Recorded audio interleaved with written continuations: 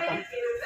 Mysore express Cuddalore வரை நீட்டிக்கப்பட்டிருக்கும் ஜனசதாப்தி ரயில், கோயம்புத்தூர் ஜனசதாப்தி ரயில் சிதம்பரம் வரை நீட்டப்பட்டிருக்கும் போராடி வந்தோம் 4 ஆண்டுகளாக. அதற்கு இப்பொழுது எங்களுக்கு வெற்றி கிடைத்துள்ளது. முதல் வெற்றியாக எங்களுக்கு இந்த மைசூர் எக்ஸ்பிரஸ் கடலூர் வரை நீட்டிப்பு வழங்கப்பட்டு இன்று முதல் இயங்குவது எங்களுக்கு மற்றற்ற மகிழ்ச்சியை அளிக்கின்றது.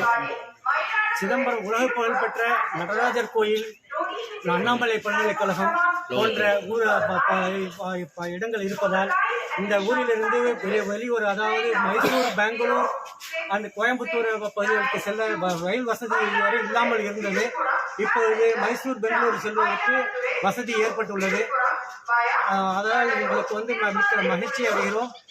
மீண்டும் நாங்கள் கோரிக்கை வைத்து இந்த கோரிக்கையை பாராளுமன்றத்தில் ஒழித்திட்ட சிதம்பரம் பாராளுமன்ற தலைவர், பாராளுமன்ற உறுப்பினர் திருமாவளவன் அவர்களுக்கும் மற்றும் அனைத்து கட்சி உறுப்பினர்களுக்கும், அனைத்து தன்னார்வலர்களுக்கும் அனைவருக்கும் எங்களது மனமார்ந்த நன்றியை தெரிவித்துக் கொள்கிறோம்.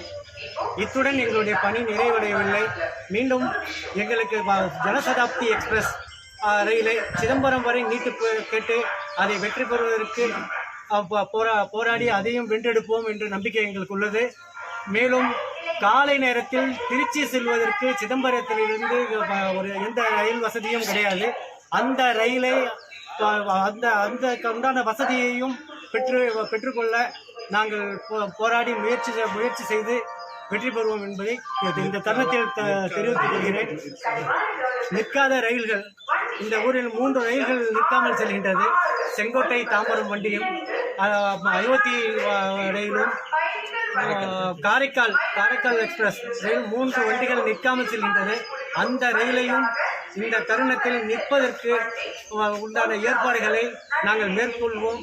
தங்களுடைய எல்லாருடைய ஒத்துழைப்பையும் வேண்டி